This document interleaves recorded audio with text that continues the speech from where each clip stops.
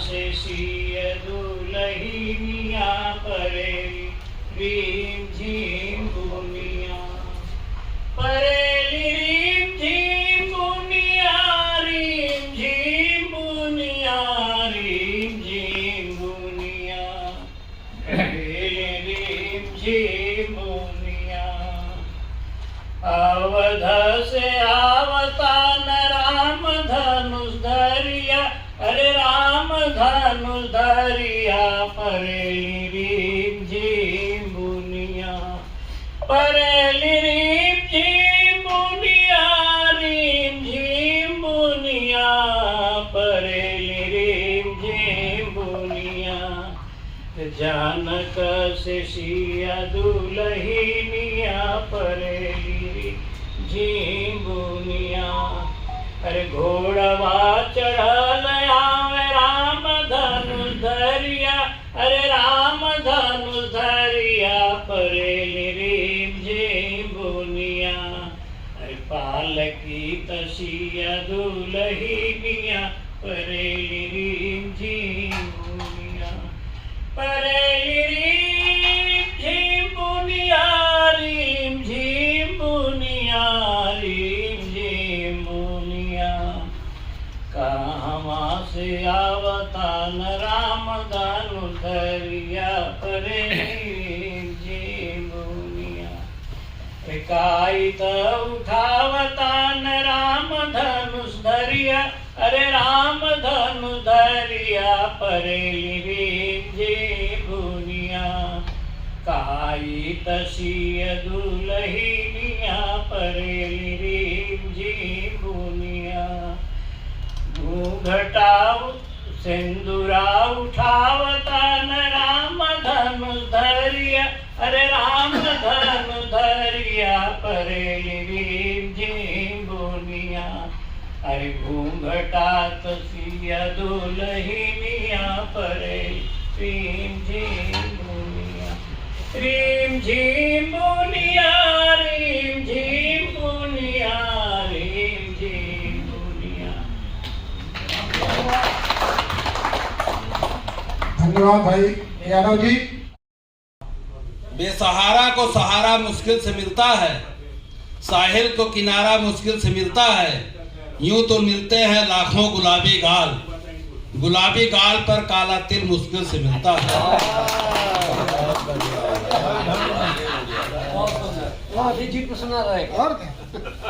मैं मारा जनाजा निकला, मेरे पीछे जहां निकला, मगर वो न निकले जिनके लिए जनाजा निकला।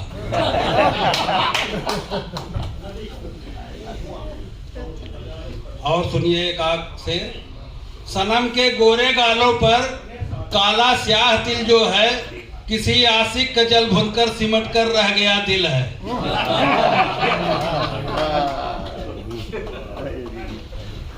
तो ये आ नहीं रहे। हाँ, इसीलिए तो कहा थे। बस इन्हीं चंद शेरों के साथ बात समाप्त करता हूँ। काका बोले एक नौकरी बढ़िया सी और पैसों से भरा कमरा हो, सुकून की नींद और गर्मी से छुटकारा मिले। तो भगवान ने कहा तथास्तु, काका आज एटीएम में गार्ड है। पूछा दूसरे से, ये बताओ सगाई और शादी के बीच में थोड़ा समय क्यों रखा जाता है? सगाई और शादी के बीच में थोड़ा समय क्यों रखा जाता है? तो दूसरे आदमी ने वो बोला आदमी, ताकि कोई ये न कर सके कि दुर्घटना से बचने का मौका नहीं मिला। जज ने उसे कहा, जो अपराधी था, तुम्हारा जुर्म साबित हो चुका है, कल तुम्हें फांसी पर चढ़ाया जाएगा। तो अपराधी पूछा, वो तो ठीक है, लेकिन उतारा कब जाएगा? कल मुझे दुकान भी तो खोलनी। एक जीजा थे, वो अपने साली से पूछे, तुम मेरी पिक्चर में काम करोगी, मेरी फिल्म में काम करोगी? साली बोली, पर सीन क्या है? जीजा बोला, तुम्हें धीरे धीरे पानी में जाना है, तुम्हें धीरे धीरे पानी में जाना है। साली, ओ, पर फिल्म का नाम क्या है? तो जीजा बोले गई भैंस पानी में।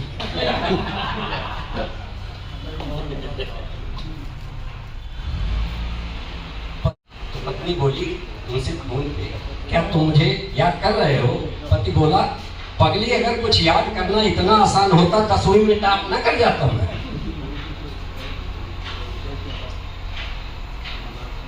एक डॉक्टर थे, न्यूरोलॉजिस्ट थे, तो उन्होंने पेशेंट को देख करके बोला, डॉक्टर ने बुजुर्ग पेशेंट को न्यूरोलॉजिस्ट के पास रेफर करते हुए कहा, बाबा एक बार दिमाग वाले डॉक्टर को दिखा लो।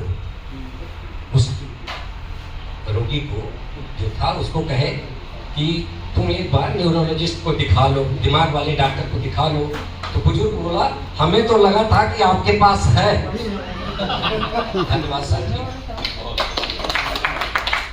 का इस्तेमाल न करें, गूगल मैप का इस्तेमाल न करें, स्वदेशी बने, चाय वाले से रास्ता पूछे। पतंजलि मैप से नहीं निकला, अभी कह रहे चाय वाले से रास्ता पूछे। और भाई हम के प्रभारी भाई, समय को देखते हुए 2 बजे हमें भोजन करना है, समय को सभी को देखना है। 3-4 मिनट अपना समय दे करके कार्यक्रम का है, जितने जल्दी आप खाली उतने जल्दी अपने अपने घर पहुंचेंगे। ठंडक का समय है। तो बुंदेला जी चूंकि हमारे इसमें शीर्ष पे हैं और काफी मेहनत कर रहे हैं, बहुत संघर्ष है। न जरूरत रखो सितारों की, 2 लाइन के लिए हमने जानबूझ के लिखा भाई, न जरूरत रखो सितारों की, न जरूरत रखो सितारों की, न ख्वाहिश रखो फालतू यारों की। न जरूरत रखो सितारों की, न ख्वाहिश रखो फालतू यारों की, बस एक दोस्त रखो हमारे जैसा जो वाट लगा दे हजारों। आइए यार, अभी उसको महाकुंभ से जोड़ते हुए है। व्हाट्सएप की स्थिति महाकुंभ मेले जैसी हो गई। चारों तरफ अखाड़े ही अखाड़े, यानी ग्रुप ही ग्रुप है। कई सेक्टर है ना, तो वो ग्रुप ही ग्रुप है। किसी में एक तो किसी में 2, 3, 4 महंत मतलब एडमिन है। क्या कुछ साधु नियमित प्रवचन करते हैं डेली। साधु मतलब ग्रुप के मेंबर, और कुछ हफ्ते में 1-2 बार करते हैं। और कुछ साधु तो ऐसी कठिन साधना में लीन बैठे हैं जो प्रवचन भी नहीं करते। कोई ऐसी साधना में लीन बैठे हैं जो प्रवचन भी नहीं करते और दर्शन भी नहीं देते। दर्शन भी नहीं देते। अच्छा, अब चलिए आ जाइए आप चुनाव पे और अधिवेशन। जैसे केवल आनंद लीजिएगा और कुछ नहीं, इसको किसी पार्टी पॉलिटिक्स से नहीं जोड़िएगा। देश भर में और प्रकोष्ठ में पड़ रही कपकपाती ठंड पड़ रही ना, अच्छी खासी। अभी लोगों ने कहा कि मई से लेट हो गया कार्यक्रम, और ये स्वाभाविक चीज। देश भर में पड़ रही कपकपाती ठंड पर विभिन्न दलों और नेताओं की राय इस प्रकार हो सकती है। सबसे पहले केंद्रीय नेतृत्व की भाजपा सरकार, ये कपकपाती ठंड सबका साथ सबका विकास का अद्भुत उदाहरण है। ये ठंड किसी जाति धर्म में भेदभाव किए बिना सभी पर समान रूप से पड़ रही है।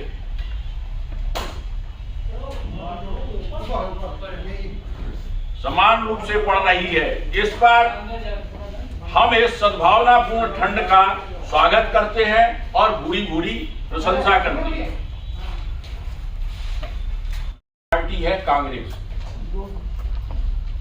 ऐसा नहीं है कि ये ठंड हमारी सरकार में नहीं पड़ती थी। ऐसा नहीं है कि ये ठंड हमारी सरकार में नहीं पड़ती थी, किंतु ऐसी भेदभावपूर्ण विद्वेषपूर्ण ठंड पहले कभी नहीं पड़ी। हम पूछना चाहते हैं इस सरकार से कि अल्पसंख्यक इलाकों में ही ज्यादा ठंड क्यों पड़ रही है।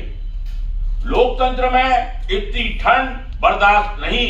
हम संसद में इस कपकपाती ठंड पर बहस चाहते।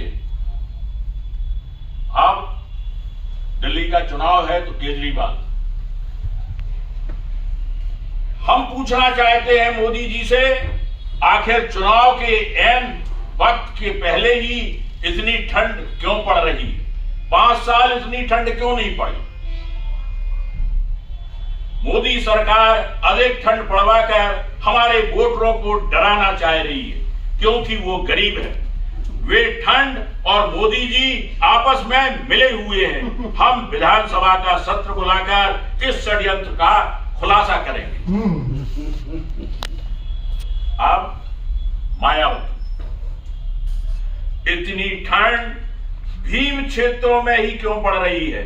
ये ठंड मनुवादी ठंड है, ये ठंड असंवैधानिक है, ये ठंड संविधान के खिलाफ है। हम इस ठिठुरती ठंड के खिलाफ राष्ट्रपति जी को ज्ञापन सौंपेंगे। आप पश्चिम बंगाल, ममता, हम पूछना चाहता है दिसंबर में इतना ठंड क्यों? दिवाली पर क्यों नहीं? अल्पसंख्यक इलाका में ही इतना ठंड क्यों? ये ठंड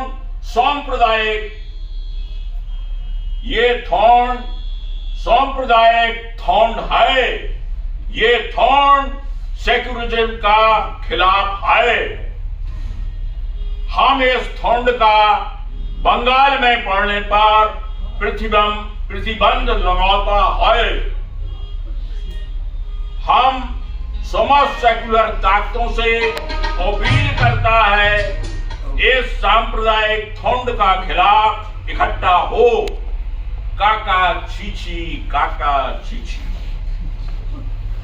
अब ओबीसी, संविधान में ये कहीं नहीं लिखा, संविधान में ये कहीं नहीं लिखा कि इतनी कपकपाती ठंड पड़ना चाहिए। ये सरकार संविधान के खिलाफ काम कर रही है।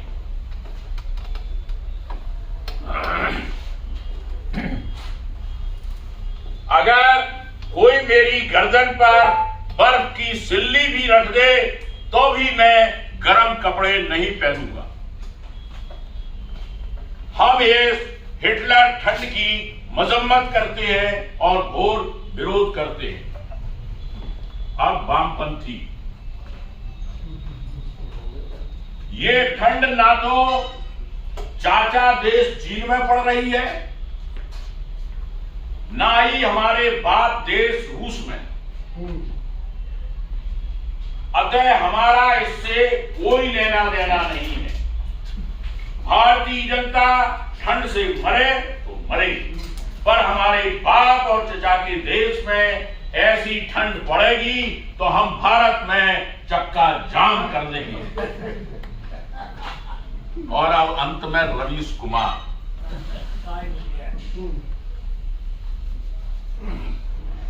क्या मोदी सरकार चुनाव के वक्त पहले ऐसी ठंड पड़वाकर चुनाव जीतना चाहती है?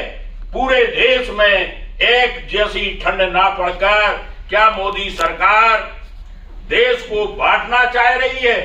क्या सरकार इतनी ठंड पड़वाकर बेरोजगारी, आर्थिक मंदी और सीएए से देश का ध्यान भटकाना चाहती है? आखिर गरीब, कमजोर, अल्पसंख्यकों को लिए ऐसी ठंड में मोदी ने कोई नीति क्यों नहीं बनाई? जवाब दे मोदी सरकार, जवाब दे मोदी सरकार। धन्यवाद। धन्यवाद। तो थोड़ा मेरा भी ऐसा है तो कुछ कोशिश करूंगा। गाने के बोले हमसे का भूल जो ये सजा, हमसे का भूल भई जो ये सजा हम करूं। हमसे का भूल भई जो ये सदा हम कामिल, अब तो चारों ही तरफ बंद है दुनिया की गली, हमसे का भूल भई जो ये सदा हम करूं, दिल किसी का न दुखे, हमने तो इतना चाहा, दिल किसी का न दुखे, हमने तो बस इतना चाहा, और पाप से दूर रहे और झूठ से बचना चाहा, उसका बदला ये मिला, उल्टी छुरी हम पे चली, अब तो चारों ही तरफ बंद है दुनिया की गली, हमसे का भूल भई जो ये सदा हम करूं, हम पे इल्जाम है ये, चोर को क्यों चोर कहा, अरे क्यों सही बात कही, काहे न कुछ और कहा, क्यों सही बात कही, काहे न कुछ और कहा, ऐसा इंसाफ तेरा वाह रे दाता की गली, अब तो चारों ही तरफ बंद है दुनिया की गली, हमसे का भूल भई जो ये सदा हम करूं। बहुत बहुत धन्यवाद।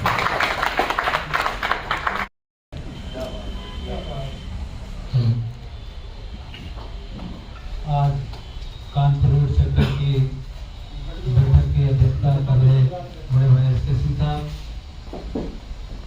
हमारे प्रकोष्ठ के अध्यक्ष नरेश सिंह साहब, कार्यक्रम संपादन समिति के अध्यक्ष भाई धामी जी, हमारे सहयोगी के सचिव भाई के एम श्रीवास्तव जी, बहुत हो गया।